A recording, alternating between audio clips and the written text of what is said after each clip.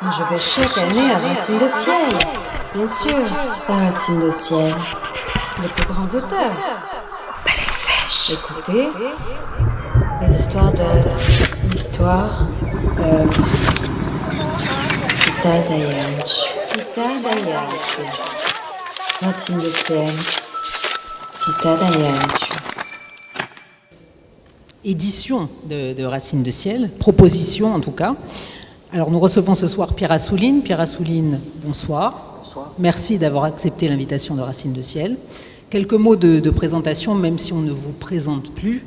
Vous êtes natif de Casablanca, au Maroc. Vous êtes écrivain, journaliste, chroniqueur, professeur et membre de l'Académie Goncourt depuis 2012. Vous avez publié à ce jour plus d'une trentaine d'ouvrages, parmi lesquels environ une douzaine de biographies. Plusieurs de vos romans, quasiment tous d'ailleurs, et tous parus chez Gallimard, ont obtenu des prix littéraires.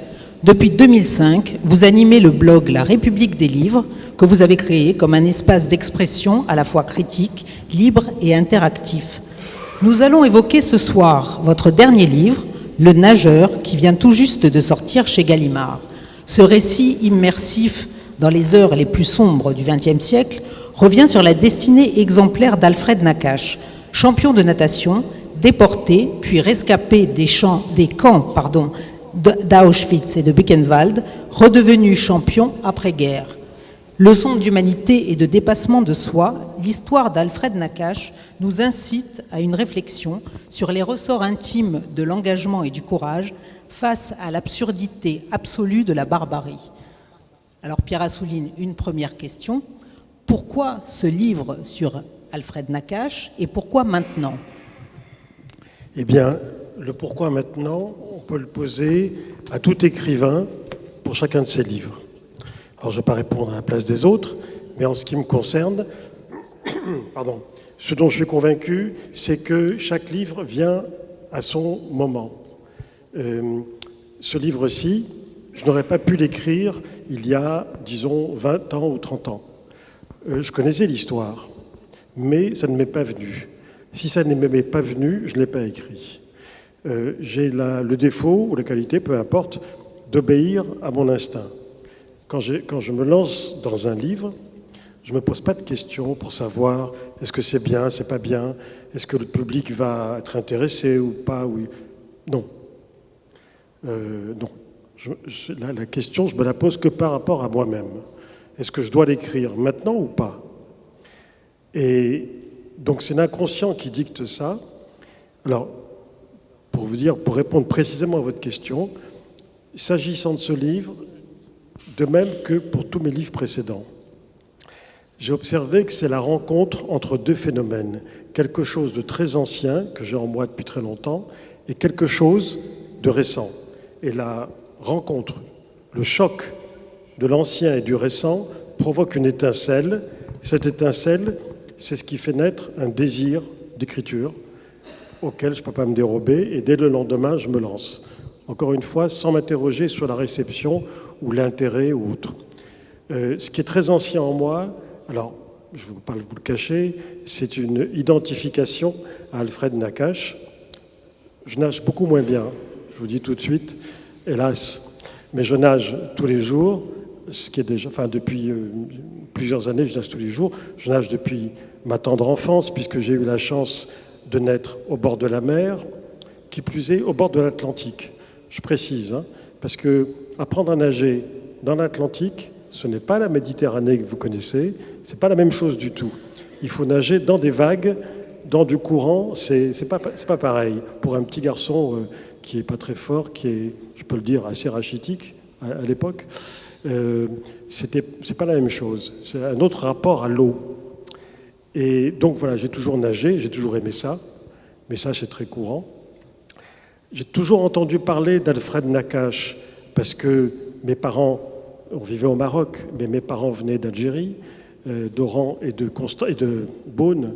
Et Beaune, c'est tout près du Constantine d'Alfred Nakache. Donc, je n'ai pas été dépaysé quand je me suis plongé dans ses racines, dans ses traditions familiales, etc. etc. C'est les mêmes que les miennes. Et puis, le fait est qu'il y a des hasards objectifs. dès que je me suis vraiment intéressé à lui, d'abord j'ai constaté qu'en venant à Paris, à l'âge de 17 ans, on l'a envoyé poursuivre ses études, faire sa terminale à Paris, on l'a envoyé au lycée Janson de Sailly, ben moi aussi.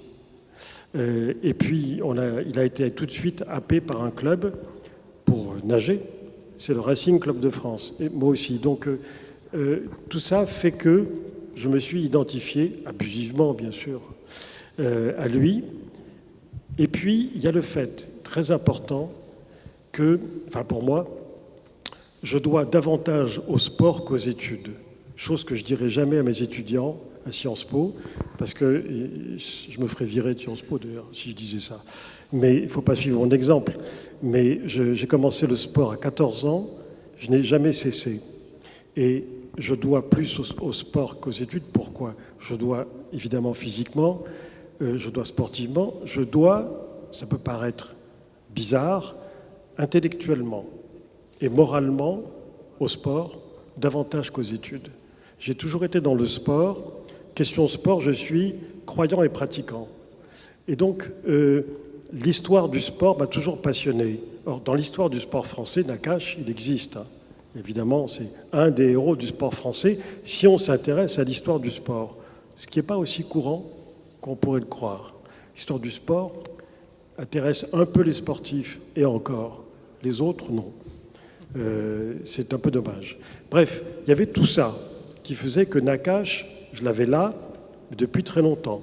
Mais je l'avais là avec d'autres choses qui sont sorties dans des livres que j'ai pu écrire, mais comme Job, par exemple, rien à voir avec Nakache, encore que c'est un peu une figure de Job, le juste souffrant, notamment quand il est déporté. Mais enfin, c'est une parenthèse. L'étincelle, c'est quoi? Qu'est-ce qui a fait qu'aujourd'hui, pour répondre précisément, eh bien, depuis quelques années, nous avons tous vécu la crise du Covid et du confinement.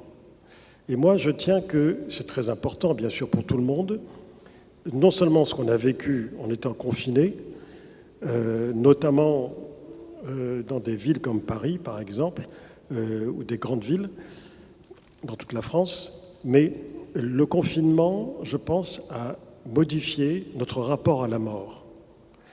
Et d'abord parce qu'on a vu des gens mourir, on a vu des proches mourir, des amis ou des gens de la famille, et puis on a vu des proches ressusciter, c'est-à-dire on en a vu hospitalisés très gravement et puis revenir. Tout ça a modifié le rapport à la mort et donc ça m'a donné une acuité par rapport à la propre résurrection d'Alfred Nakache. Car une question que je m'étais posée en m'intéressant de manière superficielle à sa vie, parce que je ne savais rien en fait, hein. Je savais ce que tout le monde sait, c'est-à-dire pas grand-chose. Je n'avais pas fouillé tout ça, comme je l'ai fait pour ce livre. Et ce qui m'avait beaucoup intrigué avant, mais encore plus après le Covid, c'est comment, quand on a vécu ce qu'il a vécu, qu'on a été au fond du trou, quand on a été face au mal absolu pendant des mois et des mois, donc pour dire les choses, même si on anticipe sur tout à l'heure, 16 mois, c'est long, hein. 16 mois à Auschwitz, c'est beaucoup. Plus 4 mois à Buchenwald, et entre les deux, la marche de la mort. La plupart des gens sont morts.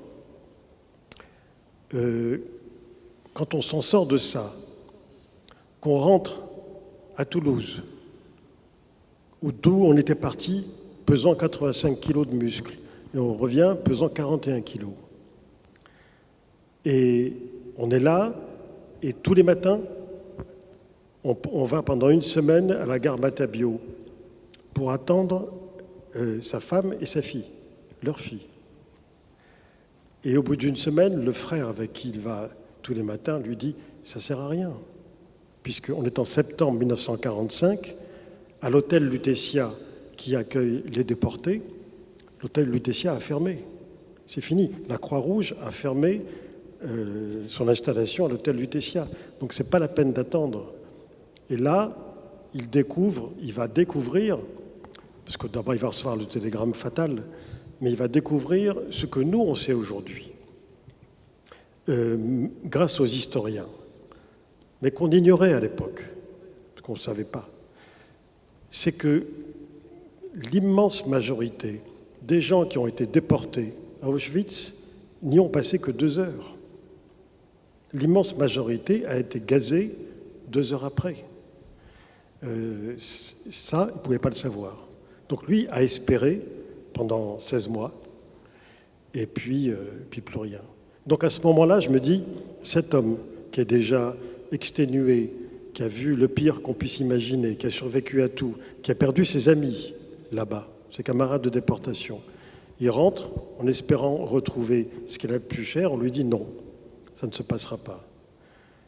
Là, il est plus qu'en dépression, il est au fond du trou.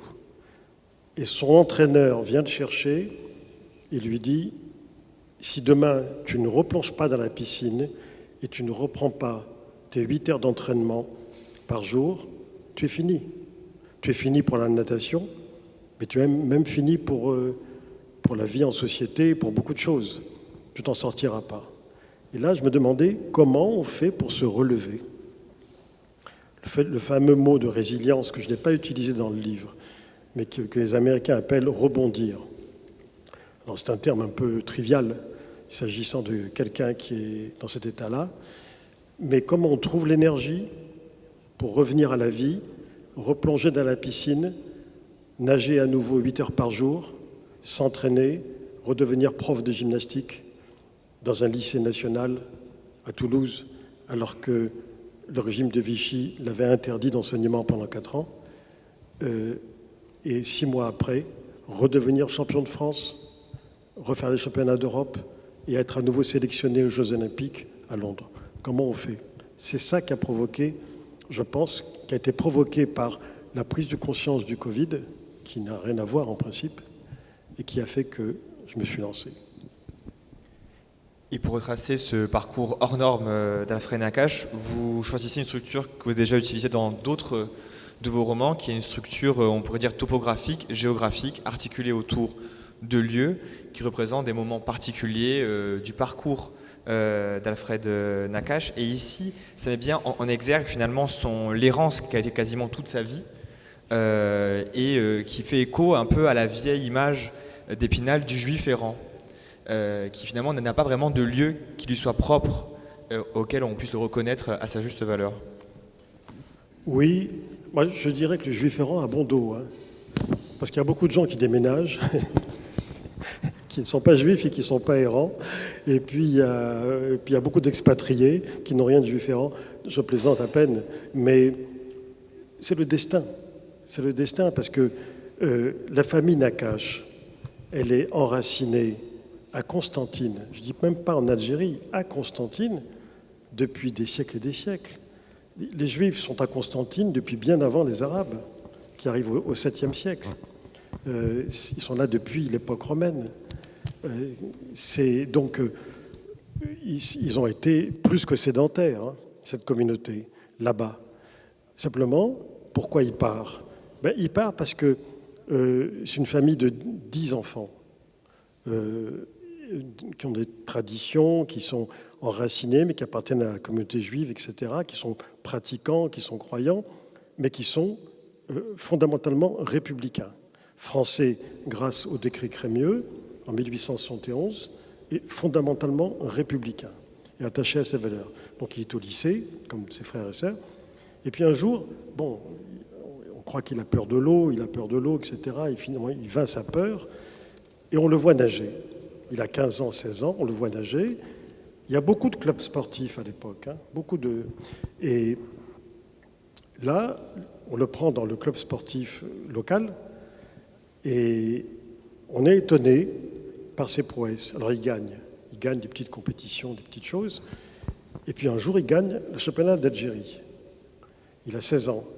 Et qu'est-ce qu'on voit? On voit un garçon qui tout de suite se fait remarquer alors qu'il nage mal. Sincèrement, je ne dirais pas qu'il a toujours mal nagé, il a fait d'énormes progrès, mais ce n'est pas un styliste. C'est pas un styliste, on n'est pas ébloui. Mais c'est un garçon qui a une puissance, une énergie et une pugnacité que n'ont pas les autres nageurs, et qui font que quand il est dans l'eau, même si c'est un peu foutraque parfois, enfin au début, tellement foutraque que sa première compétition à Constantine, il est pas éliminé, mais oui, disqualifié. Pourquoi ? Parce qu'il met tellement de force et d'énergie à partir qu'à l'arrivée, il s'est trompé de ligne. Il a commencé sa ligne à lui, qui est délimitée, et puis il finit dans la ligne d'un autre. Il dit, mais c'est pas grave, du moment qu'on arrive. Non, lui, non, c'est grave. Vous ne pouvez pas finir chez un voisin, il faut finir dans votre ligne. Alors là, il comprend qu'il faut se discipliner un peu, écouter ses entraîneurs, etc. Il est tout jeune. Et là, il se fait remarquer. Et c'est là qu'on décide de l'envoyer en France métropolitaine, dans un club, le Racing, qui est un club prestigieux, pour encadrer toute cette énergie qui ne demande pas mieux. Parce que tout de suite, les entraîneurs sentent qu'il y a quelque chose. Alors, vous venez de le dire, tout commence à Constantine, cette ville que vous décrivez d'ailleurs comme totalement invraisemblable, improbable, avec les gorges du Rumel et cette multiplicité de ponts, qui ne sont pas forcément des passerelles d'ailleurs entre les différentes communautés. C'est à Constantine donc qu'il apprend à nager, qu'il commence à s'entraîner avec Gabriel Menu, je crois. Et c'est aussi à Constantine qu'en 1934, lui et déjà à Paris, ont lieu des émeutes anti-juives d'une extrême violence. C'est là où, par famille interposée, par communauté interposée, il en sera d'ailleurs marqué à vie, il va avoir cette appréhension de l'antisémitisme non seulement décomplexé, mais aussi institutionnalisé. Il y a des mouvements politiques qui sont articulés autour de ce sentiment anti-juif. Il faut bien voir que l'Algérie française, coloniale, il y a différentes communautés qui vivent en principe en bonne intelligence, mais ce qui n'empêche des tensions qui se manifestent régulièrement. N'oubliez pas quand même qu'au début du siècle, XXe siècle, le député d'Alger, Max Régis, est un député élu sur une liste anti-juive. Ça existe, des listes anti-juives. Justement, ce qui est intéressant dans votre livre, c'est que vous faites un livre sur quelqu'un dont vous dites que c'est une personne comme les autres qui nage comme personne. Donc c'est un personnage qui, lui, suit sa route, il veut devenir champion de natation, mais il est dans une époque et dans un contexte qui va être évidemment de plus en plus troublé, mais le livre est écrit à hauteur d'homme, c'est-à-dire c'est sa vision, c'est lui qui avance dans la vie au fur et à mesure. Et donc, dans cette vie, il y a on va dire que sa chronologie à lui, quand il se construit comme homme et comme champion, n'est pas la chronologie des grands événements. Mais à un moment donné, ça recoupe. Et le premier grand événement que vous décrivez justement dans le livre, ce sont les émeutes de Constantine, enfin le pogrom de Constantine. Mais il n'y est pas.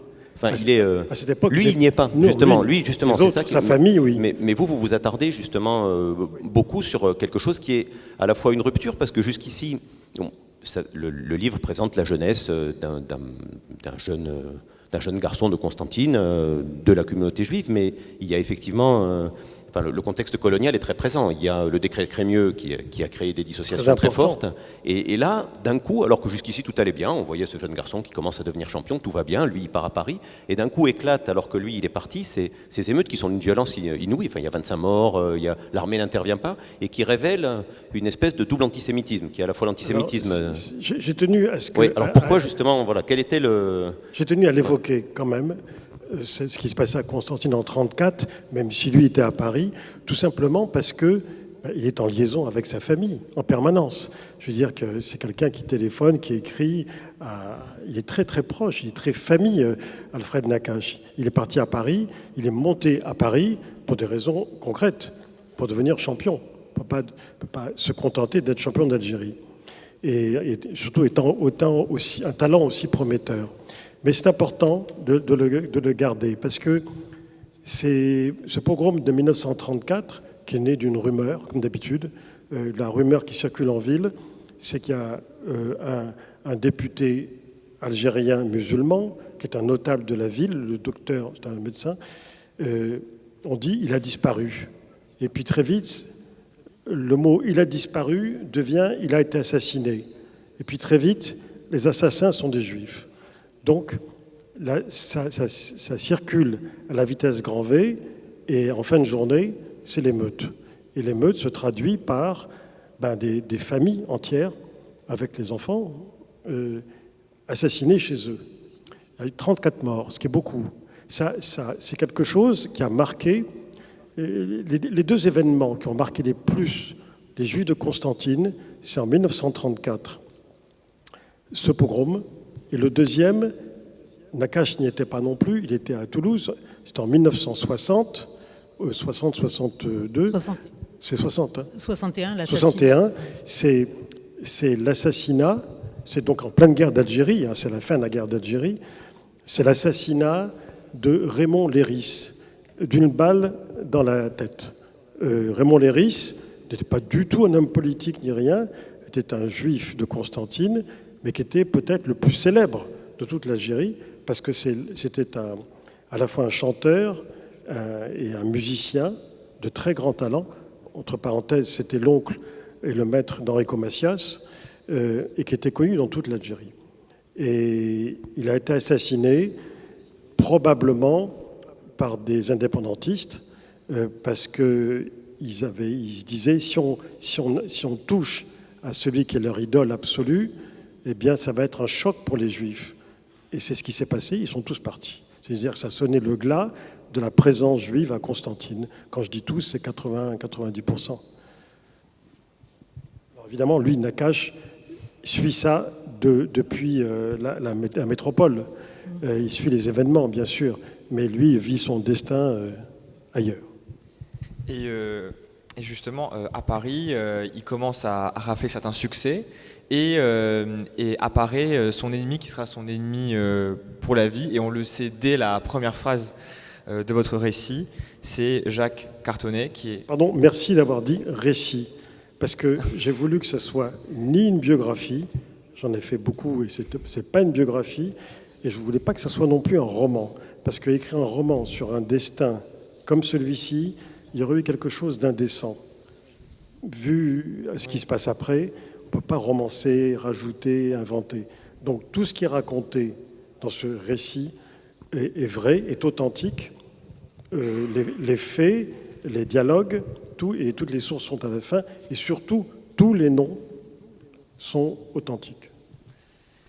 Non, mais c'est important de le dire, parce que c'est vrai que lorsqu'on rentre dans votre récit, on sait très bien que c'est un récit, et finalement, il n'y a pas vraiment d'angle romanesque. Et c'est ça qui est bien, c'est qu'en fait, la réalité suffit à elle-même. Et c'est ça qui est important. Et en fait, Alfred Nakache rencontre son ennemi pour la vie, donc c'est la première phrase de votre récit. Et finalement, on voit en fait qu'il y a vraiment une opposition presque totale, presque exhaustive entre Jacques Cartonnet, qui est également en compétition de natation, et Alfred Nakache, comme si finalement les deux fonctionnaient en totale opposition. Pour les besoins d'un roman, je l'aurais inventé, cette opposition. Mais je n'ai pas eu besoin de l'inventer, puisqu'elle a existé. Et pour tout vous avouer, je ne l'ai pas écrit, mais je suis convaincu que cette photo de couverture, c'est eux, les deux. Nakache est de face, et je suis quasiment sûr à 90% que de dos, c'est Jacques Cartonnet. Et déjà, on voit l'opposition. En fait, vous savez, quand on écrit un livre, on dit toujours il faut créer une tension entre deux personnages, idéalement un positif et un négatif, et évidemment le négatif fait ressortir le positif.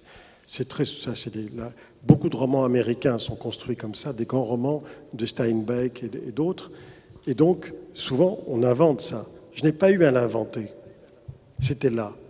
C'est-à-dire que très tôt, évidemment, il se fait beaucoup d'amis, Nakache, parce qu'il est très sympathique. C'est un homme qui met une ambiance formidable dans l'équipe de France. Il raconte des blagues avec un accent pied noir, il fait exprès, etc. Voilà. Mais il se crée des inimitiés.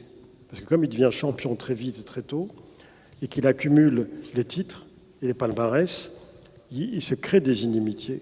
Et dans ces inimitiés, il y a Jacques Cartonnet, qui est aussi un grand champion. Il ne faut pas lui enlever ça. C'est un grand champion, champion de France, champion d'Europe, dans différentes nages, et un champion magnifique, mais qui est l'exact opposé. C'est-à-dire que Nakache, l'entraîneur lui dit, il faut s'entraîner 8 heures par jour. La plupart des autres disent, non, 6 heures, ça suffit, parce que 8 heures, franchement, Nakache, il a son métier, il est prof de gym, hein, mais quand même, il arrive à s'entraîner, on lui dit ça, il le fait. Cartonnet, il ne vient même pas à l'entraînement. Et quand il vient, c'est comme s'il faisait une grâce aux autres nageurs et à ses entraîneurs en disant « je suis venu, vous êtes content », mais très souvent, il ne vient pas. Pire encore, il est souvent finaliste face à Nakache, et une fois sur deux, sans prévenir, il ne vient pas. Il ne faut pas oublier, hein, les années 30, c'est une époque où le sport est très populaire. Et les gens n'avaient pas la télévision. Les gens, à Paris ou ailleurs, à Toulouse, pas partout, le soir, quand il y avait une affiche, Nakache, Cartonnet vont se défier à la piscine Molitor ou à la piscine du Racing, c'était archi complet. Tout le monde venait, il y avait une ambiance du tonnerre. Je le sais parce que j'ai lu toute la presse de l'époque, la presse sportive et les pages sportives des quotidiens de l'époque. C'était inouï, c'était l'événement de la semaine, de voir ces affrontements. Et lui, une fois sur deux, il ne vient pas, il ne s'excuse pas. La fédération de natation est furax en disant c'est antisportif, c'est lâche de ne pas se présenter alors que c'est un championnat de France, une finale et tout ça. Mais voilà, pour vous dire à quel point, bon, même physiquement, Cartonnet, il mesure presque 2 mètres, c'est un athlète magnifique, il est blond, il est blanc, il est Nakache, petit, si je puis dire, à côté de moi, il fait 1m84 à peu près. Il est extrêmement musclé, il a les cheveux noirs, un peu crépus, il est toujours en train de rigoler et de mettre l'ambiance. C'est deux hommes, mais totalement différents. Et cette différence, je dirais même cette opposition, va s'exacerber d'abord de manière latente à la fin des années 30, car Cartonnet, qui mène une vie de patachon, qui est un fêtard pas possible, etc., glisse lentement vers le PPF de Jacques Doriot, donc un parti déjà fascisant, et dès le début de l'occupation, va du PPF passer très vite dans la milice. Et on va le retrouver sous l'occupation en tenue de milicien, responsable des sports à la milice de Joseph Darnan. Et non seulement il vient en tenue de milicien à la piscine, mais il a un flingue sur le côté. Donc il participe à un certain nombre d'actions, etc. Vous savez, Toulouse, tout le monde se connaît. Les noms des miliciens, tout le monde les connaît. Donc on ne peut pas passer inaperçu quand on a une... Et là, bon, j'anticipe peut-être sur vos questions, mais à côté de ça, en face du milicien Cartonnet, début 40, enfin 41, dès la création de la milice, lui, Nakache, il s'engage progressivement, à sa façon, dans la résistance. Et alors, justement, Cartonnet, en fait, c'est une...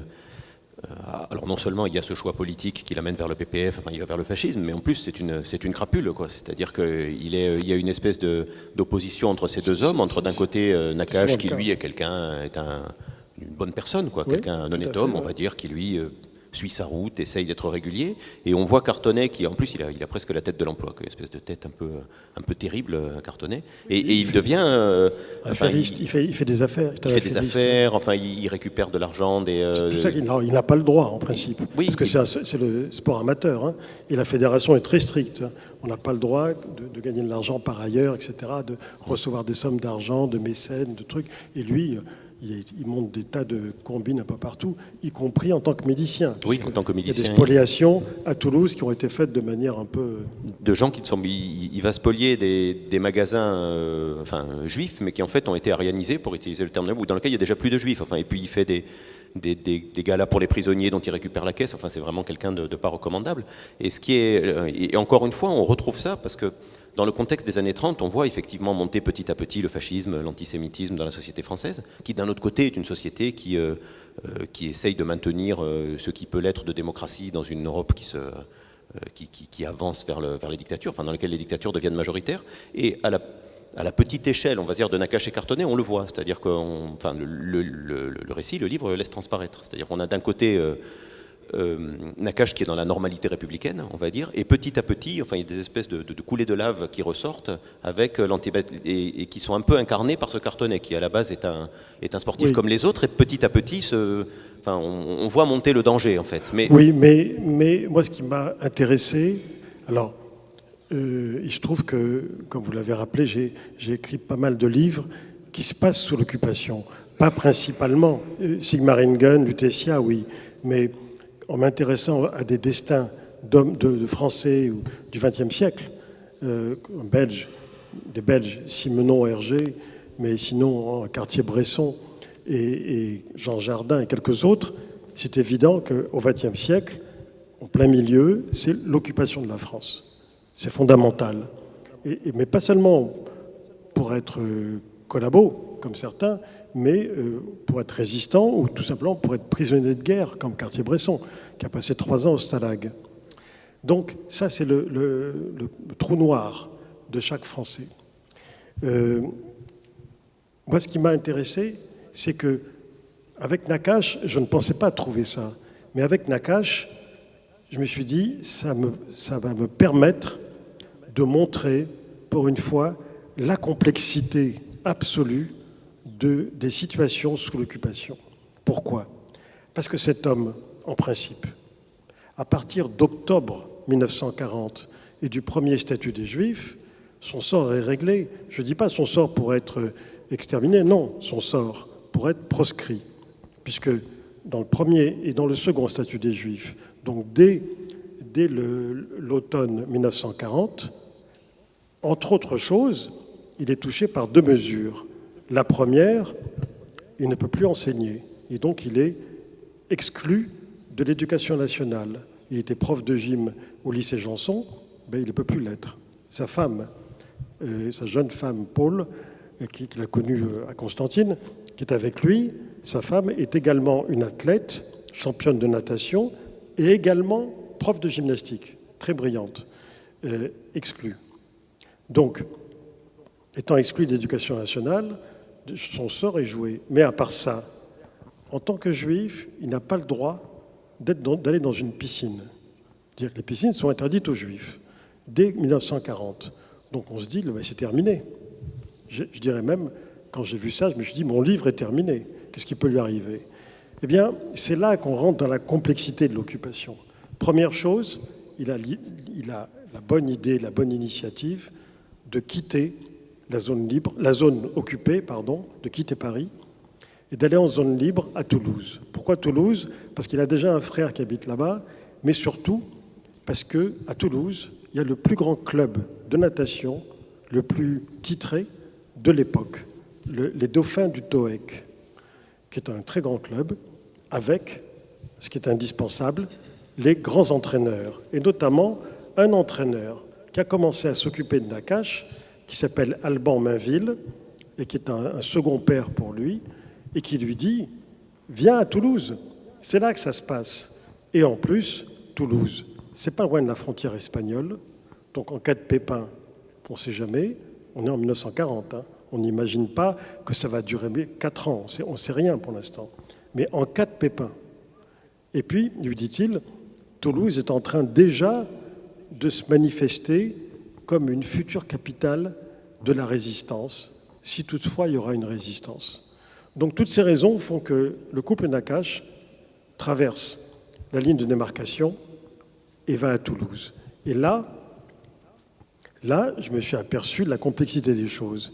C'est que cet homme, de 40 à 43, alors qu'il est officiellement proscrit, va continuer à nager, à remporter des championnats et à être dans l'excellence en tant que sportif de très haut niveau, parce qu'il va être protégé par 3 hommes. Le premier, chose qui va paraître paradoxale à beaucoup, mais c'est ainsi, son premier protecteur, c'est le ministre des Sports de Vichy, Jean Borotra, l'un des mousquetaires du tennis français, le sportif peut-être le plus populaire de France dans les années 30, avec Lacoste et avec un ou deux autres, Jean Borotra, donc commissaire au sport, ministre des Sports de Pétain, pétainiste absolu, non seulement à l'époque, mais jusqu'à la fin de sa vie. Il est mort à 90 ans et quelques. Jusqu'à la fin de sa vie. Il avait un buste du maréchal, etc. Mais il disait, Pétain, c'est l'homme de Verdun, c'est pas l'homme de Montoire. Bon, eh bien, cet homme-là, pendant 2 ans, de 40 à 42, pardon, il va protéger Nakache en disant tout simplement, mais officiellement, c'est pas clandestin, cet homme est l'honneur du sport français. C'est un des plus titrés, c'est un de ceux qu'on peut proposer comme modèle à la jeunesse française qui doit être régénérée, etc., etc. Et non seulement il le dit, mais il le fait. Il crée des tournées de sportifs français dans toute la France et dans les colonies, en Afrique et en Afrique du Nord. Il emmène sa délégation de sportifs et à la tête de la délégation, partout, il met Nakache. Chaque fois qu'il y a un salut au drapeau, c'est Nakache qui est chargé de lever les couleurs. De toutes ces tournées, il y en a eu 2. Évidemment, la presse collaborationniste à Paris, à ce moment-là, elle se déchaîne. Comment vous osez demander à un juif de monter les couleurs? Comment il peut y avoir un juif dans une délégation française? Comment vous pouvez l'autoriser à nager alors qu'ils n'ont pas le droit de nager? Je suis partout, hein, ils vont souiller l'eau française. Bon, c'est le style de l'époque. Et de toutes ces tournées, les 2 villes où sa présence crée le plus de scandales, c'est pas Lyon, c'est pas Brest, c'est pas Béziers, non, c'est Alger et Oran. Les 2 villes d'Algérie, Alger et Oran, sont tellement antisémites, c'est-à-dire que le régime de Vichy a libéré quelque chose de refoulé qui ne demandait qu'à sortir, que quand il a nagé là-bas, quand même c'était chez lui, hein, en Algérie, ça a été, il s'est fait huer. D'autant plus qu'il y avait eu entre-temps l'abrogation du décret Crémieux. Donc, il était à nouveau indigène. Il était à nouveau indigène, absolument. Alors cette dimension politique du sport est très présente dans le livre, parce que le sport est instrumentalisé à de nombreuses reprises. Je voudrais qu'on revienne un petit peu en arrière au niveau de la chronologie. Il y a 2 temps forts importants dont vous parlez dans le livre. D'abord, il y a ce passage sur les Maccabiades, qui me semble intéressant du point de vue de la philosophie. Oui, c'est pour le dire, parce que les gens ne connaissent pas, mais en 1935, en Palestine britannique, il y avait déjà donc des Juifs qui vivaient là, et qui venaient parfois d'Europe ou d'ailleurs, mais qui étaient là depuis longtemps aussi, et qui ont décidé que, justement, pour échapper à la persécution qu'il y avait en Europe depuis longtemps déjà, les Juifs devaient se redresser. Ils devaient combattre l'image du Juif du ghetto qui rase les murs, qui a peur, etc., etc. Image répandue dans toute la presse depuis très longtemps. Et donc, ils appelaient à une sorte de régénération, eux aussi, et ce que le congressionniste avait même appelé le judaïsme du muscle. Bon, évidemment, ils ont fait ce qu'on a appelé, mais qui existe toujours, les Maccabiades. Les Maccabiades, c'est les Jeux olympiques juifs, là-bas, en demandant à l'État d'athlètes juifs de toute l'Europe et du reste du monde de venir concourir dans l'athlétisme, en natation, etc. Alors, les premières Maccabiades, c'était un peu foutraque. Nakache, évidemment, a répondu à l'appel. Il y a été, mais il dit, bon, c'était la façon dont c'était organisé. On se demandait s'il y avait vraiment des chronomètres pour nous chronométrer à l'arrivée. Enfin bon, mais il voulait en être. Donc déjà, c'est une prise de conscience.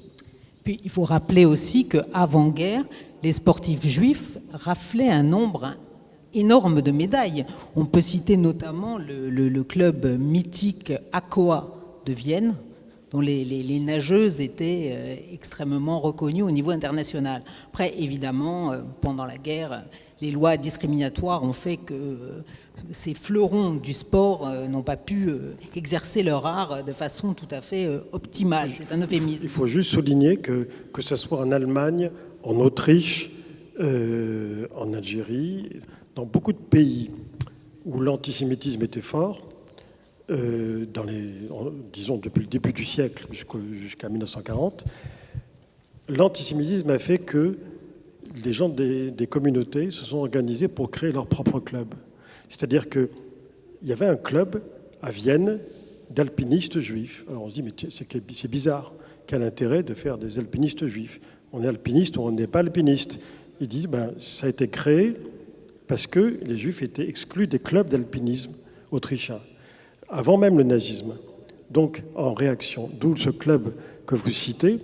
Et effectivement, il y a des tas de sports, le water polo, dans lequel Nakache brillait beaucoup aussi. Il adorait le water polo, il était capitaine de l'équipe. Mais on va reparler quand ça sera au camp. Alors que Nakache, lui, ne va pas dans des clubs juifs, justement. Je crois qu'on le lui reproche. Enfin, quand il va au Maccabiade, on lui dit pourquoi tu n'es pas allé, tu vas dans des clubs.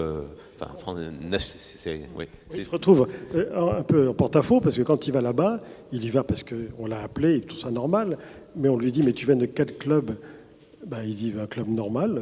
Il dit, ah bon, mais en France, on ne vous oblige pas? Il dit, non, en France, on n'est pas obligé. Et puis, alors, il se demande, là-bas, au Maccabiade, est-ce qu'il faut le garder ou pas?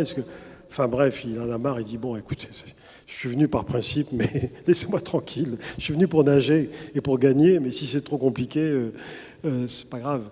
Et puis voilà. Mais, alors, il est protégé sous l'occupation pendant les 3 premières années, par Jean Borotra. Et je rends hommage à la personne de Borotra, pétainiste fidèle jusqu'à la fin de sa vie, parce que cet homme, de 40 à 42, a osé faire ça. Il faut savoir que Jean Borotra, tout pétainiste et vichiste qu'il fut, était un germanophobe absolu. Sa haine des Allemands, née en 14-18, il l'avait conservée et il ne l'a jamais dissimulée. Ce qui fait qu'au bout de 2 ans, quand il y a eu un nouveau gouvernement Laval, en avril 1942, il a été éjecté. Et par la suite, il sera déporté, dans des conditions pas trop atroces, mais il sera quand même déporté, en Allemagne. Ça, c'est Borotra. Donc son premier soutien protecteur le lâche, forcément. Son deuxième soutien, c'est Monseigneur Saliège, archevêque de Toulouse, qui est connu avec Monseigneur Théas, archevêque de Montauban, pour avoir osé écrire en 1942 une lettre pastorale qui a été distribuée dans toutes les paroisses, que la Gestapo a essayé d'empêcher en demandant au préfet d'empêcher la distribution de cette lettre dans les paroisses, mais ils n'ont pas réussi. C'était une lettre dans laquelle Monseigneur Théas et Monseigneur Saliège disaient « Nous assistons depuis le début de la guerre à des rafles de nos frères juifs. C'est quelque chose de fondamentalement anti-chrétien. On ne peut pas admettre. Il faut se solidariser, etc., etc. » Ça a annoncé ce qui allait se passer par la suite. Et donc Saliège comme Théas, Saliège protège Nakache jusqu'au moment où lui-même est menacé, parce que la Gestapo a à l'œil, parce qu'ils se disent, celui-là, on ne va pas le laisser comme ça. Donc il perd son deuxième soutien. Et son troisième soutien, c'est le président de la Fédération française de natation, depuis longtemps, c'est l'homme fort de la natation française, qui s'appelle Drigny, qui le protège, en disant il faut le laisser. Alors régulièrement, il est convoqué. À Paris, il est convoqué à la fois par la Gestapo, par le ministère de l'Intérieur, qui lui dit « Mais c'est quoi cette histoire? Vous permettez à ce Nakache de nager? Il est encore devenu champion de France. C'est pas normal. » Il dit « Oui, mais vous savez, c'est compliqué, on ne peut pas interdire. » Enfin bref, il se perd dans les explications. Mais en 1943, l'abcès est crevé. Et là, c'est un signal. La lettre de Saliège, vous la citez in extenso, elle est magnifique. Il dit à un moment donné, pourquoi sommes-nous des vaincus? Et après, il reprend, il essaye de rappeler justement les vertus chrétiennes qui ne correspondent pas aux persécutions, qui au début ne concernent en fait les juifs que l'on rafle au départ qu'on rafle dans les camps espagnols, et qui ensuite vont concerner les camps français. Et là aussi, dans l'année 42, alors ça c'est un parti pris de votre récit, c'est-à-dire que l'année 42 est une année terrible dans laquelle lui, il est dans une espèce de normalité, c'est-à-dire qu'il fait ses tournées, enfin, il est effectivement protégé par ces trois protecteurs que vous avez cités, mais l'année, elle, on voit s'accumuler les nuages, c'est-à-dire on part avec, bon déjà au début de l'année 42, il y a la prise de décision de l'extermination des Juifs d'Europe en janvier, ensuite il y a Laval qui arrive en avril et qui renforce la collaboration, et lui, c'est ça qui est très surprenant, c'est-à-dire que vous passez sur ces événements, évidemment c'est pas l'objectif du récit, donc vous c'est la vie de Nakache qui lui travaille son crawl, change de technique de nage, enfin on reverra ça, il y a des côtés très très techniques dans sa vie, donc lui il est vraiment dans sa vie de champion, on se dit mais comment il fait pour effacer ça? Oui, mais 1942, Oui. pardon, c'est très important, c'est aussi le débarquement allié en Afrique du Nord et la fin des deux zones. Et l'invasion de la zone libre. fin de la fiction de la là, zone pour le libre. coup, lui, d'un coup, on voit que l'antisémitisme monte depuis Paris, et puis d'un coup, la Gestapo est à Toulouse. Enfin, là, ça. Et il tient. Enfin, il y a une espèce de. Alors, il ne faut pas utiliser le terme. Enfin, il y a un décalage, on va dire, entre les événements terribles qui vont provoquer sa déportation et sa vie à lui, qui. Oui, mais sa vie officielle. Sa vie officielle. Si Sa je vie puis me officielle, c'est qu'il continue à s'entraîner, il continue à nager, il continue à gagner. C'est pas facile, mais il continue. Il peut plus faire passer de. Il réussit même à passer un record du monde à la piscine du Cercle des nageurs de Marseille. Record du monde de brasse papillon. Je fais une parenthèse. Sa spécialité est très très vite devenue. Bon, il nageait toutes les nages, hein, sans problème, et il gagnait dans toutes les nages. Mais il s'est fait une spécialité de quelque chose qui commençait à naître. Ce qu'on appelle aujourd'hui le papillon. Vous savez, le papillon, très spectaculaire et très, très musclé, si je puis dire, comme nage. Eh bien, à l'époque, ça n'existait pas comme une nage à part entière. C'était la brasse papillon. Et quand vous disputiez un championnat en brasse papillon, vous pouviez le disputer comme ça, ou vous pouviez le disputer comme ça. On faisait ce qu'on voulait. Et c'est en 1960 que le comité olympique a décidé de légiférer en disant il y a la brasse et il y a le papillon. Ce sont deux nages différentes. Alors, lui a gagné encore en 1941 un record du monde de papillon, de brasse papillon. En 1943, c'est là que les choses basculent. Pourquoi? Parce qu'à l'été 1943, il y a les championnats de France. Et évidemment, il est champion de France. Mais il ne peut pas aller à Paris, parce qu'il faut un Ausweis. Et évidemment, il n'a pas d'Ausweis. Il ne peut pas quitter Toulouse. Alors à ce moment-là, les dauphins du TOEC, son club, où il y a la plupart des champions et des vice-champions, disent, écoutez, c'est pas normal, donc on a déjà fait par le passé une fois ou deux, pourquoi est-ce qu'on ne délocalise pas le championnat de France de Paris à Toulouse? Alors, l'ensemble des nageurs disent une bonne idée.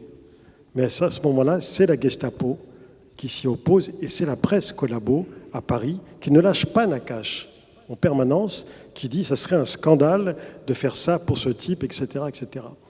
Et là, il y a un vrai bras de fer avec la Fédération française de natation, mais chose extraordinaire, comme ça paraît difficile de délocaliser ce championnat, eh bien, les nageurs de Toulouse se solidarisent avec Nakache. Pas seulement ceux de son club, mais ceux des autres clubs. Sauf 3 ou 4 rivaux, comme Cartonnet et 2 ou 3 autres. Mais les autres, la majorité dit, dans ce cas-là, nous, on nage pas. Et là, le président de la fédération va voir la Gestapo, il dit, ça n'a aucun sens, un championnat de France sans les champions. On lui dit, on s'en fout. Ça a lieu quand même, mais là, à partir de là, Drini, le président, dit à Nakache, je ne peux plus vous protéger. Parce que moi, maintenant, j'ai la Gestapo aux fesses et je suis plus libre de mes mouvements. Et là, Nakache comprend qu'il est temps de partir, que pour lui, ça sent le roussi. Et donc, il commence à préparer son exfiltration de lui, sa femme et leur bébé, petite fille qui a 2 ans, vers l'Espagne. Il y a beaucoup de passeurs, c'est très organisé depuis Toulouse. Et là, ils sont au moment de passer la frontière, la petite fille se met à pleurer. Et Nakache dit, il y a des patrouilles qui passent là, on ne peut pas mettre en danger l'ensemble des réfugiés qui sont en train de passer avec nous parce que ma fille pleure. Et donc il fait machine arrière et il rentre chez lui, à Toulouse. mais il se dit on essaiera une prochaine fois. Sauf qu'il n'y aura pas de prochaine fois, parce qu'en décembre 1943, il est dénoncé, probablement, très certainement, par Jacques Cartonnet, à la police allemande, à Toulouse, qui dit, évidemment, il ne dénonce pas quelqu'un qui est juif, parce que tout le monde sait qu'il y en a qu'un chez juif, et tout le monde sait où il habite, rue Féral, à Toulouse, mais dénonce ses activités, entre guillemets, anti-allemandes. C'est vrai que Nakache, premièrement, collabore à un mouvement clandestin de résistance juive à Toulouse, qui est venu le chercher en lui disant « On a des jeunes recrues, on va les envoyer au maquis, mais comme ils ont 20 ans, qu'ils n'ont jamais rien fait, ils n'ont même jamais tenu une arme ni rien, est-ce que vous pourriez, clandestinement, dans votre gymnase, la nuit, les entraîner physiquement pour les préparer au maquis ?» Et évidemment, il le fait pendant des mois et des mois. Et l'autre chose, il participe à un petit mouvement de résistance. C'est le frère d'un de ses amis nageurs qui s'appelle Fouché-Créteau. Ça s'appelle les Légions Anti-Axe. Et ce sont leur travail, c'est essentiellement de distribuer de la propagande anti-allemande dans les cinémas, dans les restaurants, de mettre des papillons dans les boîtes aux lettres, etc., etc. Et ça, il le fait. Il stocke chez lui des tracts, etc., etc. Et donc, la police allemande et la police française et la milice débarquent chez lui en disant propagande anti-allemande, l'arrête. Là, avec sa femme, avec sa fille, leur fille était dans un couvent de Toulouse au cas où il y aurait un problème. Le couvent a été dénoncé toujours par le même nageur et donc ils sont venus arrêter l'enfant seul pour la ramener avec ses parents.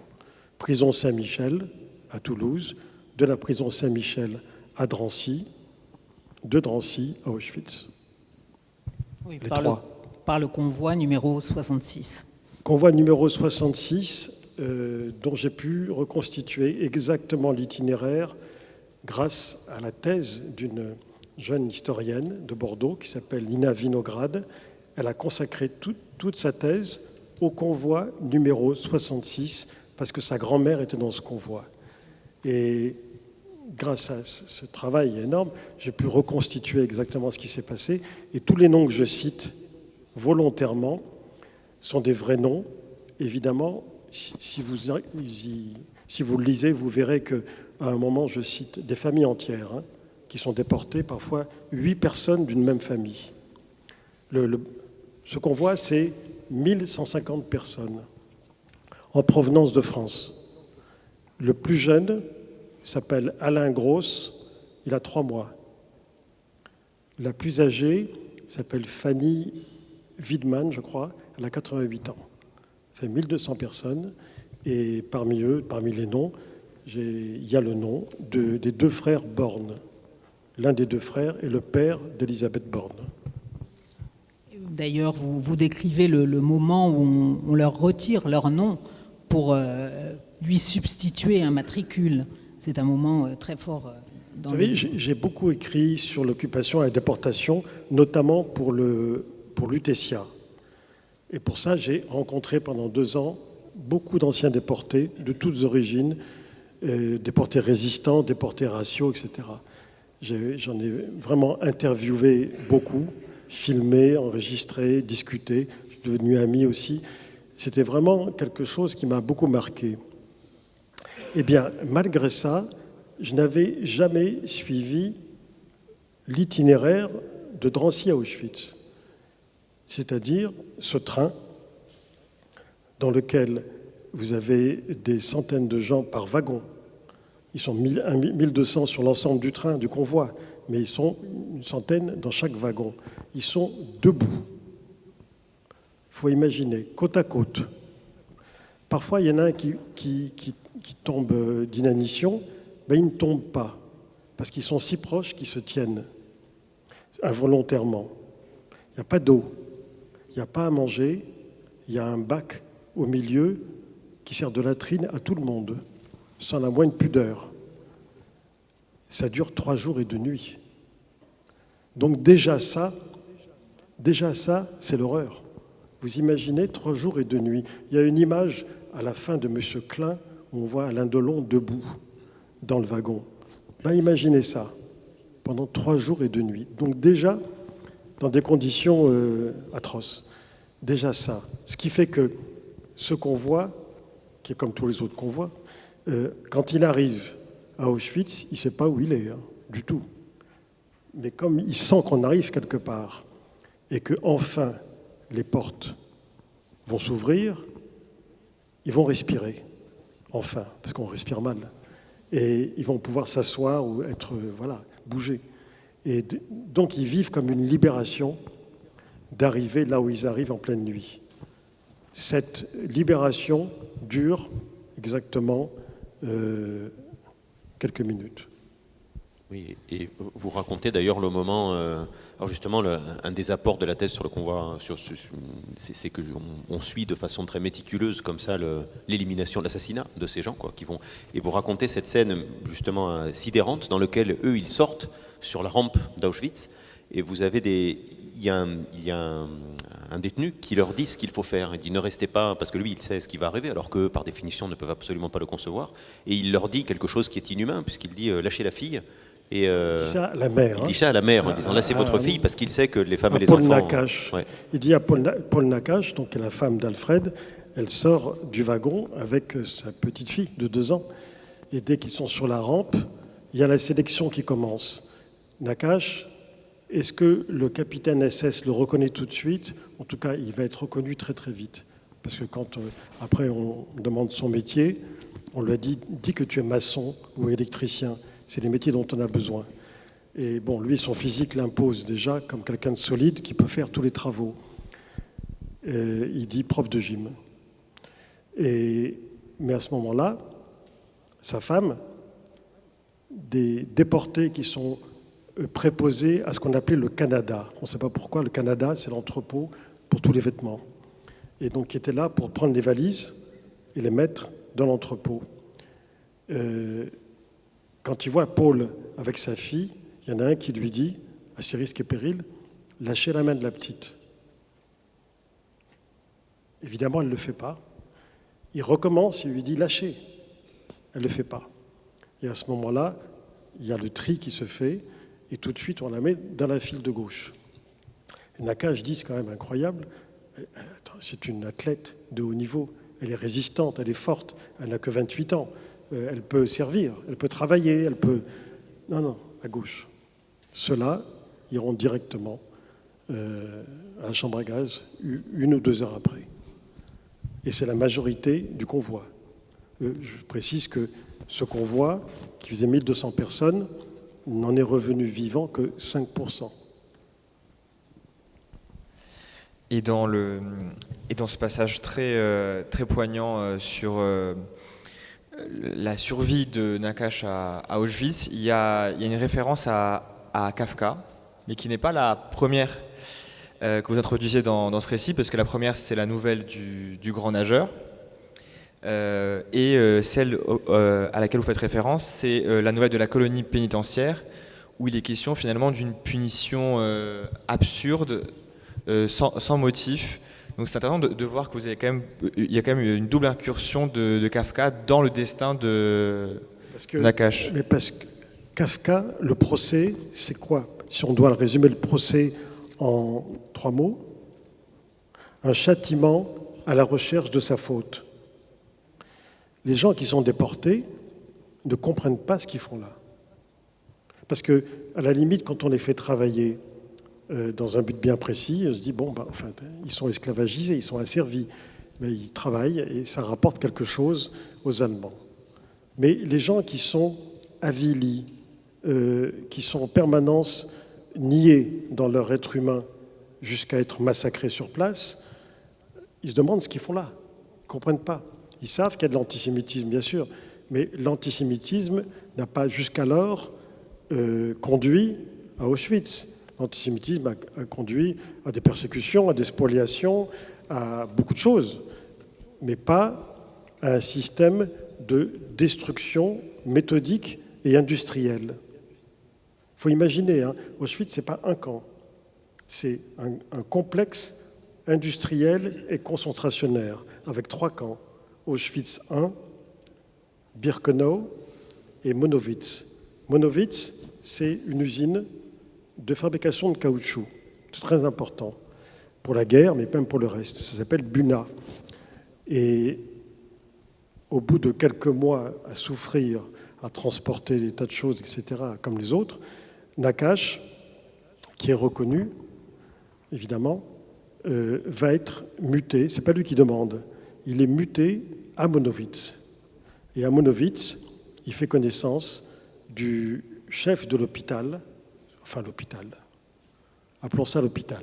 Le Révier, c'est une infirmerie avec très peu de moyens. Le chef est un très grand médecin strasbourgeois, docteur Robert Weitz, très aimé, très respecté, qui est auteur de travaux, etc., et qui avait appris que le grand Nakache était là et qui s'est arrangé pour le faire venir, d'une part pour le protéger, pour le mettre à l'abri du pire.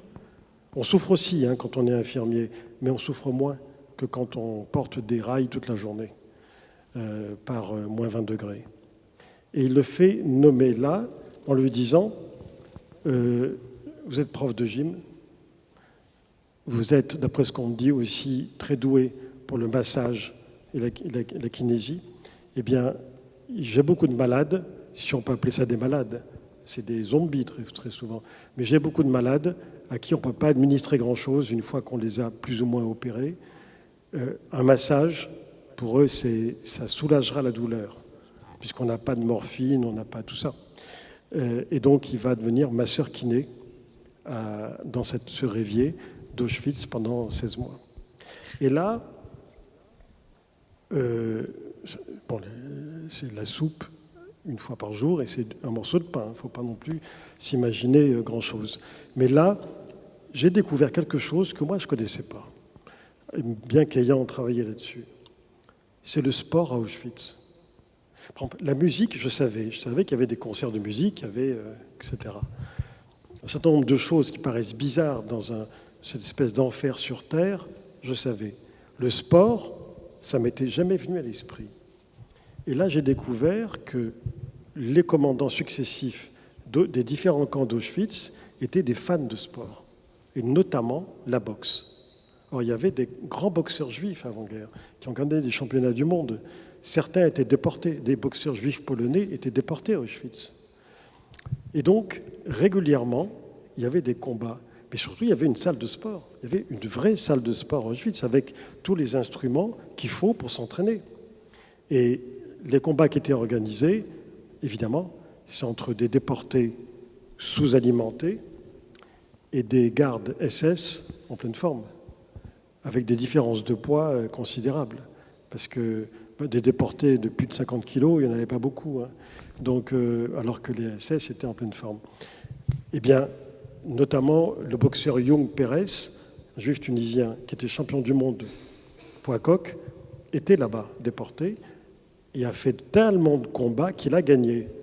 Il a gagné. Mais il a fait tellement de combats que ça l'a complètement détruit. Et pendant la marche de la mort, il est mort dans les bras de Nakache au moment de l'évacuation. Mais le sport, pour moi, c'était une découverte. En étudiant les plans d'Auschwitz, etc., j'ai vu qu'effectivement, il y a eu une piscine, mais une vraie piscine, avec un plongeoir. Mais elle était réservée aux SS. Et ceux qui ont témoigné de cette piscine, ce sont des déportés qui ont survécu et qui ont construit la piscine. Et donc, ils ont dit oui, mais on n'a jamais pu y aller, elle a été à Auschwitz I, etc. Là, Nakache n'y a pas été. En revanche, un jour, des gardes lui ont dit « tu viens avec nous ». Il a pensé qu'il allait y passer dans ces moments-là, qu'on allait le massacrer derrière, parce qu'ils aimaient bien l'humilier. Il ne faut pas oublier, les SS n'ont jamais oublié que Nakache fait partie des gens qui ont humilié l'équipe allemande, on n'en a pas parlé, de natation aux Jeux Olympiques de Berlin. Ils les ont empêchés de monter sur le podium. C'était le but. Et ça a marché. Ça, c'était impardonnable pour les Allemands, qui n'avaient pas oublié. Et donc, ces SS l'emmène au bout du camp, dans le bassin de rétention d'eau. Vous savez, c'est pour les incendies. Et ils jettent des clés au fond et ils disent « Allez, Artem », Artem c'était son surnom, « Allez, Artem, va chercher, va chercher ». Et il a plongé dans l'eau glacée, il a ramené les clés, et ils l'ont dit « Non, il faut ramener des clés entre les dents ». Alors, parce qu'il y avait un témoin qui a raconté tout ça. Et donc, il a replongé. Ils ont fait ça une fois ou deux, pour l'humilier. Pour humilier celui qui avait osé, pendant que, parfois dans des championnats entre la France et l'Allemagne, qui avait osé baisser la tête alors que les nageurs allemands faisaient le salut hitlérien, ils ont voulu l'humilier. Et puis, il a retourné ça. C'est-à-dire que, peu après, il a dit à des camarades, le dimanche à Auschwitz, on ne travaille pas. C'est le jour où on ne travaille pas. Dimanche, vous venez avec moi, et puis, au lieu de vous promener un peu n'importe où, promenez-vous autour du bassin de rétention d'eau. Comme ça, vous me cachez. Et pendant ce temps-là, il s'est entraîné en disant, d'une part, si on s'en sort, je pourrais reprendre la natation, mais surtout, je vais montrer à nos camarades qu'il ne faut pas se laisser abattre. Ce n'est pas parce qu'on est tout près de la mort qu'il faut aller dans leur sens. Et si je leur montre que je nage, eh bien, ça donnera quelque chose en plus. Et dans plusieurs dimanches, on lui demandait, alors ce dimanche, tu nages? Parce qu'on va venir regarder. Et ça s'est passé 3-4 dimanches de suite. Après, ça devenait un peu dangereux, donc il a arrêté. Alors, vous décrivez justement cette vie dans les camps, qui est une vie assez hiérarchisée, en fait, puisqu'il y a ce qu'on appelle les prominents, qui ont ce statut un petit peu, je ne dirais pas privilégié, ce serait indécent, mais un petit peu protégé par rapport aux autres. Il y a aussi, curieusement, cette langue, cet idiome des camps qui circule par les détenus. Il faut savoir qu'à Auschwitz, évidemment, la langue majoritairement parlée était le yiddish, qui était difficilement accessible à Alfred Nakache. Et vous citez un certain nombre de mots qui ont été déconstruits ou reconstruits. Vous dites d'ailleurs de cette langue des camps que c'est un babylonien matiné d'humour noir. Alors vous avez cité le Canada, mais il y avait aussi le Lido, pour la piscine de Dachau, par exemple. Et curieusement, les Juifs étaient appelés les musulmans aussi. Pas les Juifs, mais tous les gens qui étaient tellement sous-alimentés que c'était des silhouettes qui passaient comme ça, oui, en se demandant quand est-ce qu'ils vont tomber. Oui. Donc c'était vraiment des gens qui étaient à bout. Oui. Et ceux-là, c'est pas qu'on les mettait à part, oui, c'est qu'ils tenaient par un souffle. Oui. Et personne n'a jamais su pourquoi ils étaient appelés les musulmans. Parmi ces mots qui circulaient, il y en a un qui va devenir notamment le mot de passe d'une nuit à l'autre d'Alfred Nakache, et c'est un mot allemand, stehen, qui signifie tenir, résister. Alors stehen, c'est un mot qui m'a été donné par la fréquentation des poèmes de Paul Celan, qui est le plus grand poète de langue allemande de l'après-guerre. Et stehen, ça a la vertu de signifier 3 choses à la fois. Nous, en français, il nous faut 3 mots pour dire ce qu'eux, ils disent en un seul mot. Tenir, au sens de tenir. Se tenir, rester digne. Résister. Ces 3 choses, pour moi, ça résume Alfred Nakache et beaucoup d'autres de ses camarades. Parce qu'il faut pouvoir, dans ces moments-là, ne pas... il ne faut pas oublier, on est face à une entreprise, pas seulement de destruction, mais d'animalisation, c'est-à-dire de déshumanisation. Parce que si on veut tuer quelqu'un, c'est simple. Un coup de gourdin sur la tête, c'est terminé, c'est même pas une balle perdue. Mais non, il faut d'abord déshumaniser en donnant un numéro avec un tatouage et un numéro. Donc on n'est plus des personnes, on n'a plus d'état civil, on n'a plus de nom, on n'a plus de prénom, on est un numéro. Mais ensuite, déshumaniser complètement. Et ça, j'avoue que quand on regarde ça de l'intérieur, qu'on voit les archives, ce qui est mon cas, parce qu'il y a beaucoup d'archives là-dessus, j'avoue que je me dis, ça m'a rappelé un peu une réflexion que j'ai eue pour un précédent livre en Espagne, dans les musées de l'Inquisition. Il y a des musées de l'Inquisition dans toute l'Espagne. Et là, on se dit, mais quelle imagination pour faire souffrir les gens. Quand on voit les instruments, c'est une horreur, hein, dans les musées que vous avez en toute l'Espagne, les instruments de torture des inquisiteurs, mais vous regardez ça, quand même, c'est le Moyen-Âge. Mais ils ont une imagination pour arracher des ongles, pour faire souffrir, sans tuer. Mais où est-ce qu'ils vont chercher tout ça? C'est même, enfin, sur le cas Nakache, c'est même très surprenant qu'il l'ait pas tué. Enfin, après, ça tourne à l'absurdité de ces situations. D'ailleurs, lui en souffrira après la guerre, on se dire bon, finalement, pourquoi est-ce que moi je m'en suis sorti? Mais c'est vrai que quelqu'un qui avait un tel contentieux avec l'Allemagne, que même Pétain l'avait félicité d'ailleurs pour avoir battu les Allemands de façon, je crois, 6 mois avant qu'ils soient déportés. Pétain va le voir et lui dit bravo, vous leur avez mis une belle gifle en les battant, cette espèce de schizophrénie comme ça de Vichy. Et ouais, c'est un des paradoxes. C'est un des très nombreux paradoxes de la période. Mais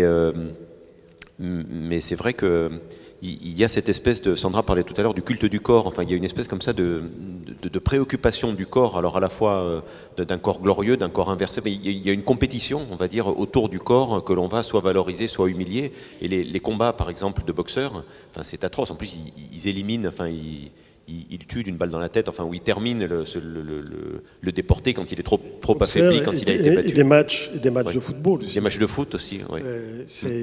Je pense à un match de football parce que ça me renvoie, dans une association d'idées, à l'après-guerre. En 1947, les compétitions reprennent, le sport reprend comme avant, etc. Et un jour, il y a une compétition, je crois, entre la France et l'Allemagne, en Allemagne. Et le président du stade, etc., c'est le président de la Fédération allemande de football, qui est un ancien joueur, évidemment, mais qui était surtout un ancien nazi. Ça marchait comme ça. Eh bien,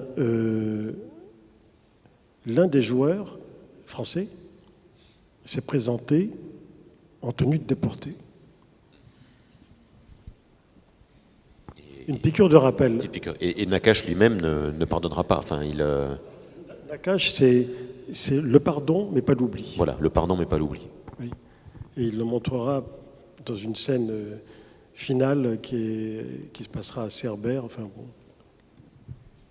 Et donc dans l'après-guerre, Nakache, qui est l'un des rares rescapés du combat 66, puisqu'ils sont moins de 10% arrivent à 5% arrivent à survivre, donc il tente de se reconstruire et il traverse une crise spirituelle que traversent beaucoup de rescapés après les camps, qui est où était le Tout-Puissant, puisque c'est la période où était le Tout-Puissant lorsque nous étions à Auschwitz, et quelque part ce qui lui permet de se reconstruire, la voie de reconstruction, finalement, c'est sa passion intrinsèque, initiale, qu'est la natation, avec l'aide et le concours de son entraîneur Mainville, pour justement lui permettre justement de se réaxer et finalement de reprendre en main son destin en nageant.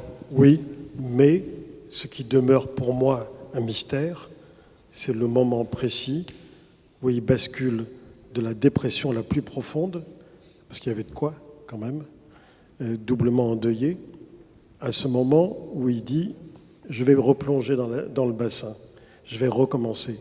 Pas pour nageoter, pour nager 8 heures par jour, et pour redevenir champion, sinon c'est pas la peine. Eh bien, ce moment de bascule, moi je ne me permets pas d'inventer quelque chose. Non, je ne sais pas ce qui s'est passé dans sa tête. J'étais pas là et personne n'était là. Parce que ses frères ont beaucoup raconté qui il était, ce qu'il pensait et tout, à juste titre. Mais là, il n'y avait personne. Parce qu'il voulait voir personne. Parce qu'il était isolé. Il ne faut pas oublier, l'après-guerre, les déportés n'ont pas raconté, pas parce qu'ils ne voulaient pas, parce qu'il n'y avait personne pour écouter. Très important. Quand il est rentré à Toulouse, on l'a supplié, parce que c'était une personnalité tellement connue à Toulouse, de faire une conférence. Au théâtre, les variétés. Au cinéma, les variétés, qui était le grand cinéma à l'époque de Toulouse. Il y avait 1500 places. C'était archi plein. Et il était seul sur scène avec une petite table.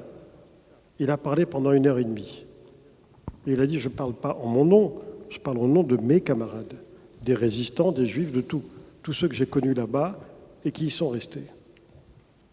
Et à la sortie, un lycéen lui a dit « C'était formidable, c'était passionnant, où est-ce que je pourrais vous entendre à nouveau? Vous allez encore en faire une conférence ?» Et il a répondu « Jamais plus. » Parce qu'il avait le sentiment qu'on ne pouvait pas comprendre ça. Mais ce n'est pas lui, c'est tout le monde. J'en ai connu énormément d'anciens déportés. Nous, aujourd'hui, on voit très souvent des rescapés des camps faire des conférences, fort heureusement, dans des lycées. C'est formidable. Mais il ne faut pas croire que ça a toujours été comme ça. Ça fait 25-30 ans. Mais avant, ça ne se faisait pas. De 1945 aux années, disons, 70, les déportés ne racontaient pas. Tout simplement parce que personne ne voulait les écouter. Moi, j'ai participé pour l'UTESIA à une association œcuménique, résistants juifs, communistes, de droite, de gauche, de tout. Et ils m'ont adoubé pour écouter leurs récits, pour participer à leurs dîners, à leurs retrouvailles.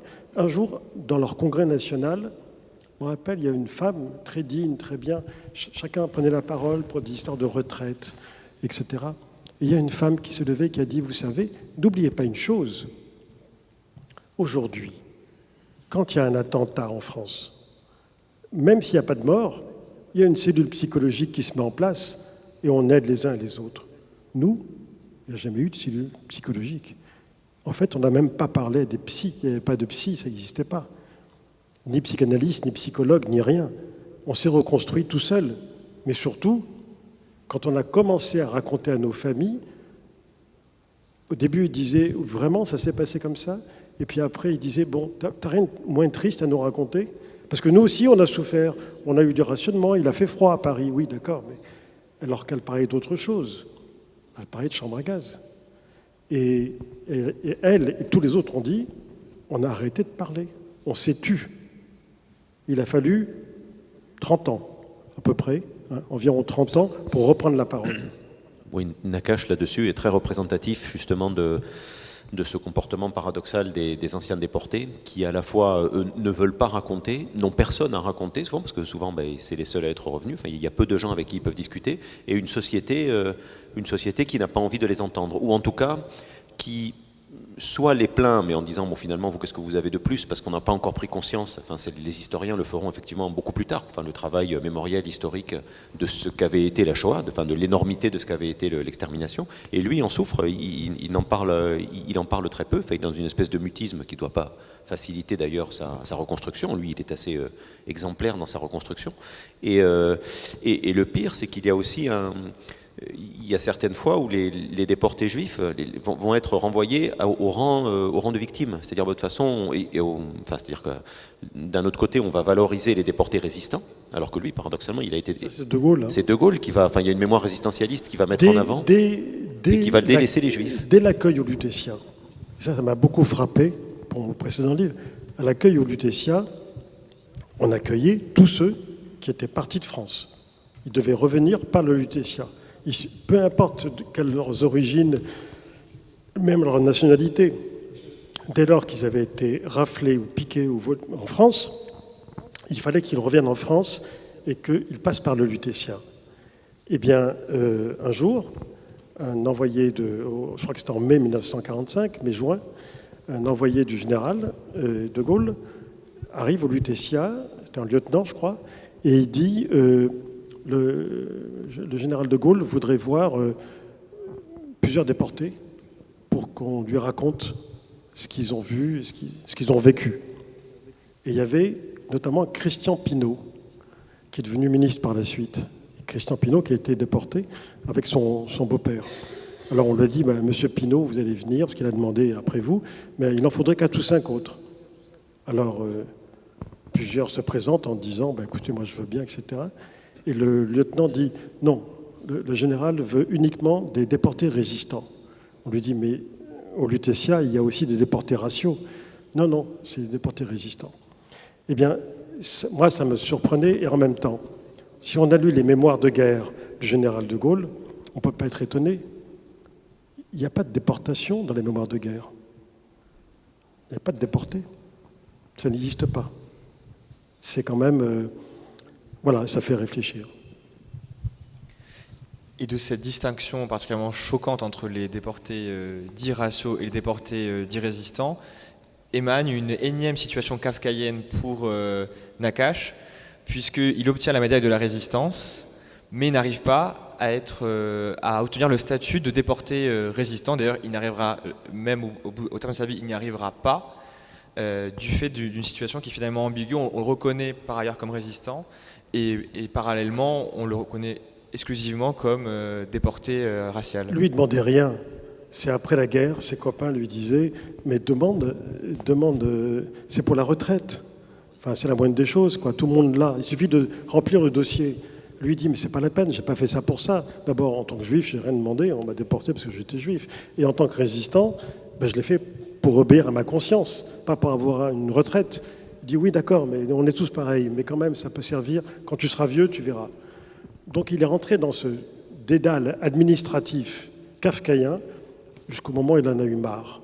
Il a dit, j'en ai assez. Qu'est-ce que vous voulez ? Il a produit des lettres du docteur Weitz, de différentes personnes qui étaient à Auschwitz, qui dirigeaient la résistance, et à Buchenwald aussi, y compris des communistes de Buchenwald, avec qui il était en contact, et qui ont fait des lettres. Mais à la fin, il a dit, qu'est-ce que vous voulez que je prouve ? J'en ai marre. Donc il a laissé tomber. La fin de sa vie, c'est presque une fin, pour moi, théâtrale, mais dans le sens le plus modeste du terme, car c'est un personnage modeste. Il a pris sa retraite de prof de l'éducation nationale, parce qu'il est... À 61 ans, je permets de le signaler. Oui. Mais bon, c'est un peu spécial. Hein. Il a des circonstances, moi j'appellerais ça des circonstances exténuantes. Parce que, vu ce qu'il avait vécu, à 61 ans, pour un prof de gym, vous pouvez imaginer. Donc il avait des problèmes cardiaques, issus, évidemment, du traitement qu'il a... Parce que lui a eu l'intelligence, connaissant bien tout ça, à Buchenwald, et au sortir de Buchenwald, on lui dit, il faut manger. Il dit, non, il ne faut pas manger, il faut manger tout doucement. Il faut y aller tout doucement, parce que l'estomac, il ne va pas supporter. Alors que certains se sont précipités sur la nourriture et en sont morts, lui a fait ça crescendo. Il avait raison, évidemment, mais il connaissait bien le corps, puisque... Voilà. Et donc, ce qui m'a plu, c'est qu'il a pris sa retraite, et il a vécu une retraite tranquille. Il s'est installé à Sète, il s'est remarié. Il n'a pas eu d'enfant, mais il s'est remarié. Et il a pris une retraite tranquille à Sète, mais tous les matins, il nageait 1 kilomètre dans le port de Cerbère pour rester un peu en forme. 1 kilomètre, c'est pas mal, hein. À partir d'un certain âge, tous les matins, voilà. De temps en temps, on le voyait sur le port, il se tenait de cœur. Et dans ces moments-là, il avait sa solution à lui, et les gens rigolaient, parce que dans la rue, il faisait le poirier. Il faisait le poirier contre un mur, pendant quelques minutes, alors tout le monde regardait, et disait « Ah, vous avez vu, c'est le champion, Nakache ». Et puis après, il se remettait, il était en pleine forme, le cœur repartait bien. Sauf qu'une fois, à 68 ans, je crois que c'est 66 ans, c'est ça. Sauf qu'une fois, dans le port de Cerbère, le cœur a lâché, et à nouveau, là, il ne pouvait pas faire le poirier, et des jeunes qui passaient en bateau l'ont tout de suite vu en détresse, l'ont repêché, l'ont ramené au rivage, mais c'était trop tard. Je voudrais juste ajouter une note poétique à ce que nous venons de dire, parce que dans votre livre, il y a de très très belles pages sur la nage. La nage décrite comme une chorégraphie. Vous citez d'ailleurs le film réalisé par Jean Vigo sur le nageur Jean Taris, qui était à la fois l'idole et l'ami d'Alfred Nakache. Mais vous citez aussi la nage comme une école du dépassement de soi et de la persévérance. Et vous indiquez d'ailleurs qu'une éducation, et juive en particulier, n'est pas complète si on n'a pas appris à nager. Je vous cite, « Le nageur est maître de son destin, voilà l'idée », écrivez-vous. Et toujours dans cette perspective-là, vous citez à la fin du livre la nouvelle de John Cheevers, The Swimmer, parue en 1964 et devenue un film avec Burt Lancaster en 1968. Et dans ce film, la phrase n'est pas dans la nouvelle, dans ce film, à un moment donné, le héros, donc Burt Lancaster, dont vous dites qu'il a un peu la silhouette d'Alfred Nakache, le héros dit « N'oublie jamais, petit, que quand tu nages, tu es le capitaine de ton âme. » Oui, c'est vrai. Alors, le dépassement de soi, c'est le cas de tous les sports. Quand vous pratiquez un sport à un certain niveau, justement, on fait du sport aussi pour ça, pour se maîtriser, se contrôler et pour aller plus loin que soi-même. La recherche de l'excellence, c'est tout le temps la recherche de quelque chose qui vous tire pour aller encore plus haut, plus loin. Les coureurs à pied, que ce soit les escrimeurs, que ce soit les judokas, enfin, on en est tous là. Tous ceux qui aiment le sport, qui pratiquent le sport, vous le diront, sans être au plus haut niveau pour autant. Mais c'est vrai que la natation, c'est quelque chose de particulier. Vous savez, ce livre est sorti il y a tout juste quelques jours. Je reçois du courrier et puis je rencontre des gens. Je suis frappé par une chose, le nombre de gens qui me parlent de l'importance de nager pour eux. C'est-à-dire que des gens que je connais depuis très, très longtemps me disent, si tu sais à quel point ça compte pour moi de nager, et je ne m'en étais jamais aperçu, ils n'en parlaient jamais, etc. Et je pense que ce contact avec l'eau, cette nécessité de s'immerger pour nager, pour avancer, c'est quelque chose qui est beaucoup plus répandu qu'on le croit. On parle toujours de courir. Alors évidemment, bon, c'est comme le football, hein, ça écrase tout le reste. Quand on lit l'équipe, il n'y en a que pour le football. Bon.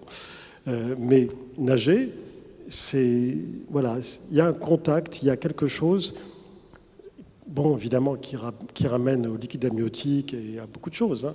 C'est évident. La plupart des nageurs vous communiqueront les mêmes impressions et le même vécu sur cette nécessité. Et quand je dis des nageurs, je connais moi des nageurs qui ne sont pas des nageurs, de pointe, hein, ni rien, mais le simple fait, tous les matins, de se tremper dans la Méditerranée et de faire des mouvements, c'est une résurrection.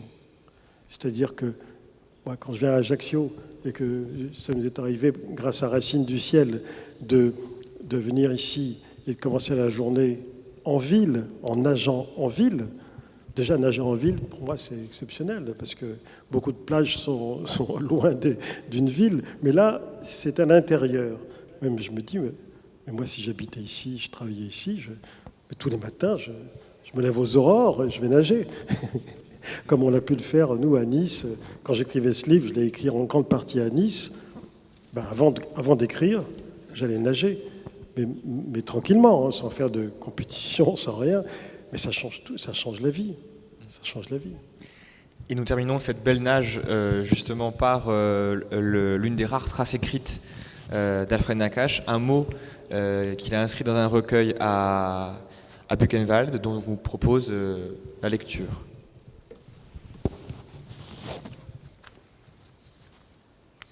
J'aurais préféré finir sur une note plus gaie ou plus positive que Buchenwald. On peut aussi, hein, tout à fait. Alors, je vais vous dire, je ne vais pas le lire, parce que quand même, c'est un peu dur, mais on ne va pas quitter la guerre pour autant, mais ça sera, je pense, plus positif. À la fin de sa vie, donc tous les jours, il nageait, puis après, avec 3-4 copains de son âge, des retraités comme lui, avec le bateau du pharmacien de Cerbère, ils allaient faire un tour jusqu'en Espagne, se balader. Et un jour, un dimanche, c'était un dimanche dans un bistrot où ils allaient à chaque fois, à Cerbère, ils étaient là en train de boire le pastis, entre une famille de touristes, et qui s'adresse au patron du bistrot. Et le patron du bistrot demande à la cantonade, il y a quelqu'un ici qui parle allemand? Tous les regards se tournent vers Nakache, et pour cause. Et alors, il est un peu gêné, il va vers les touristes, il leur dit en allemand, qu'est-ce qu'il y a? Alors, ils lui disent, écoutez, c'est un drôle de pays, la France, hein, le dimanche, tout est fermé. Et nous, on est en panne d'essence. Alors, comment on fait? On est au garage, c'était fermé. Alors, Nakache leur dit, asseyez-vous, et il s'en va. Il revient une demi-heure après avec un jerrycan. Il était le voir garagiste chez lui. Il revient avec un jerrycan d'essence. Il lui dit, voilà, Alors, le chef de famille, avec ses enfants, est absolument très touché. Il lui dit, écoutez, je ne sais pas comment vous remercier, Nakash, combien je vous dois, c'est tombé. Bon, alors il va vers les copains d'Alfred Nakash, il leur serre la main en disant « File donc ». Et à chacun, arrivé devant Nakash, il lui tend la main et Nakash lui laisse la main tendue. Et il le regarde et il dit à cet homme, il remonte sa manche et il dit « Juste regardez le numéro ». Et l'homme baisse la tête, très ému et très gêné. Et après, il lui serre la main. Ça, c'est le pardon, mais pas l'oubli.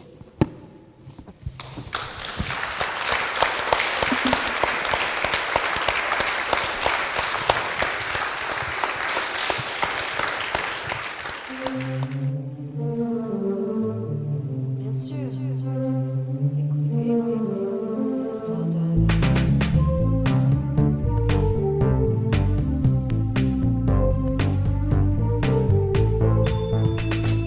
Dans mon bouquin, j'attendrai la fin du monde. Libre à chacun d'y trouver ce qu'il voudra. Une autre vie, je m'immerge jusqu'aux dents. Serre donc ma main, tout lâché pour l'écrivain.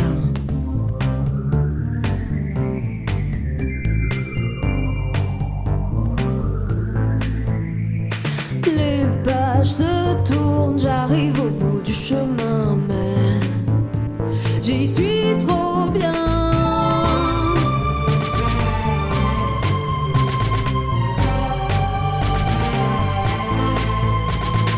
Dans mon bouquin, j'attendrai la fin du monde. Dans ces feuillets, mon mirador.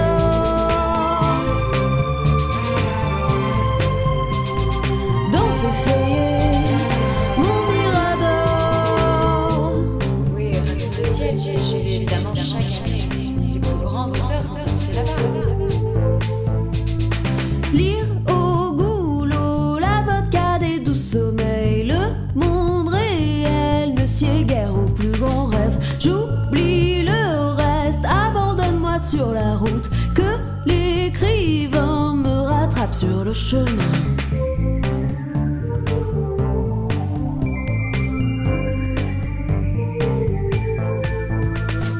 L'ouvrage est long, l'oiseau y plonge en piqué.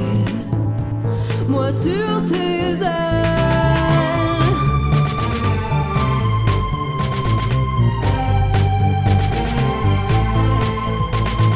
Dans mon bouquin, j'attendrai la fin du monde. Dans ces feuillets, mon mirador.